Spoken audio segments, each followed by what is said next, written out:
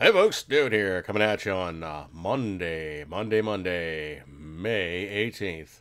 Oh man, so there's all kinds of like weapons technology out there that's, some is better than others.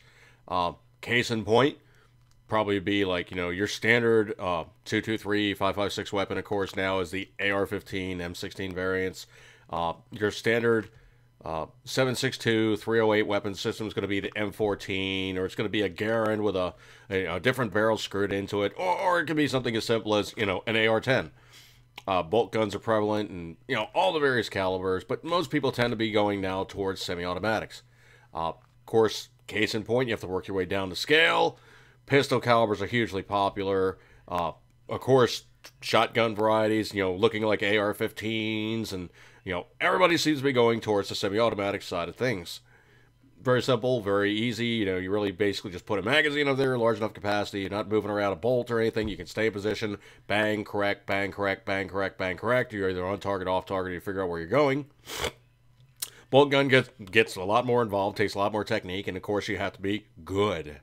You have to call your shots, you have to call your zero, you have to figure out where your weapon is actually shooting, and of course then make all the various swag, scientific wild-ass guess, adjustments to get the weapon into your actual area of target, or of course get in a small enough group. Now, case in point, if you're looking towards the 22 long rifle side of things, and I know the ammunition is really scarce and hard to find, but 22 long rifle side of things, the biggest name in the business right now still is going to be Ruger in the Ruger 1022. I personally don't have a Ruger 1022. I have an AMC Lightning, or AMT, or I have an AMT Lightning. And essentially what it was a guy who was making the auto mag, or the 44 Magnum automatic, like you saw in Sudden Impact or one of those Dirty Harry movies. And basically it was a 44 caliber automatic pistol that used a cartridge that was pretty much a homebrew, using a 308, 30-06, 243, all that family, 308, a whole family of cartridges. Literally, it's a cartridge with the neck cut off, straight reamed, and made into a 44 Magnum cartridge with a semi-automatic friendly rebedded rim, or non-rebedded rim, or just same diameter as a cartridge. So essentially the thing would feed fine. Now, he was making the Automag. That was what this guy loved to do. He loved making the 44 Magnum level Automag. It wasn't a 44 Magnum, it was the 44 Automag, but it was an automatic pistol that was the answer to the revolver, Model 29 Smith & Wesson 44 Magnum. Of course, the Ruger came out with the Black Hawk, and then the Red Hawk, and the Super Red Hawk, and all that whole family of things. And I know I'm referencing Ruger quite a bit. Reason being is, like I said, the 1022 is the big name for 22 long rifle. Marlin is right up there. Unfortunately, since Marlin got picked up by the Freedom / Cerberus, their quality really fell out. People are really pissed off at them because their product line is not quite to the same level as what was known as the JM stamped weapons.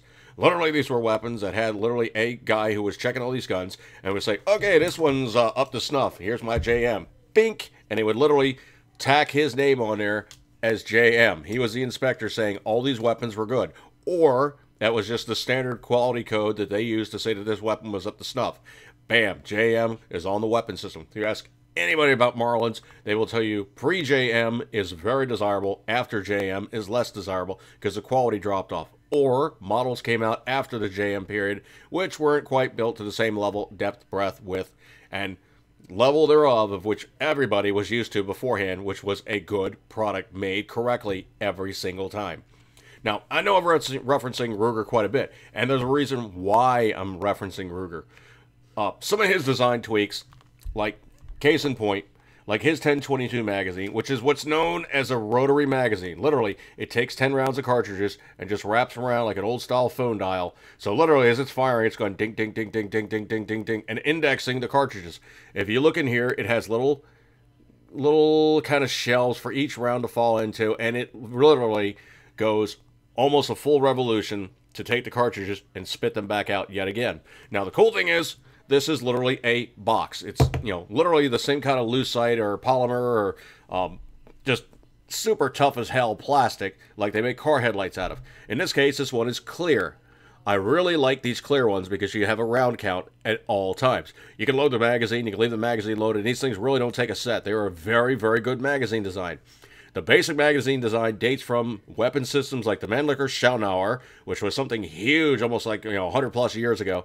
Literally was the first weapon system to really get into using the rotary magazines. Of course, you also had the Savage rifles. The lever action Savage had a rotary magazine. Thing held a lot of rounds for a small space.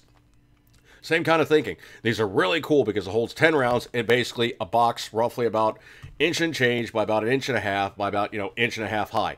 It is a awesome design. Cool parts about it is you can actually take these guys, and I was messing around the other day talking to somebody, you can actually nest these guys and they'll actually stay nested. Why? Because a little pin on the front of these guys, hopefully you can kind of see that, a little pin on the front of these guys and a little hole in the back of these guys, which is the Allen screw, which actually is part of the takedown of these things. Literally, it is two things screwing together with the spring in between that makes this thing actually work. Literally, the feed ramp is that's a real deal steel feed ramp. Okay, that thing is not breaking down, just a little brass cartridge rubbing on it. Now, what I'm intending to do with these two is I'm intending to put them in a box and mail them out to somebody and have a video response. So, smaller channel, cool content, awesome dude. And you guys will know him when he posts his video, but stand by for that one. I'm going to have a video response on these two Ruger 1022 clear magazines. I'm going to break off on this one. Stand by on that one, folks. I'll give you a heads up of whose the channel is. When he gets it, he'll do his video response. See you guys. I'm going to break off on this one. You go keep it a 10 ring. As always, you know it, you love it. Good weapon goodness. See you guys.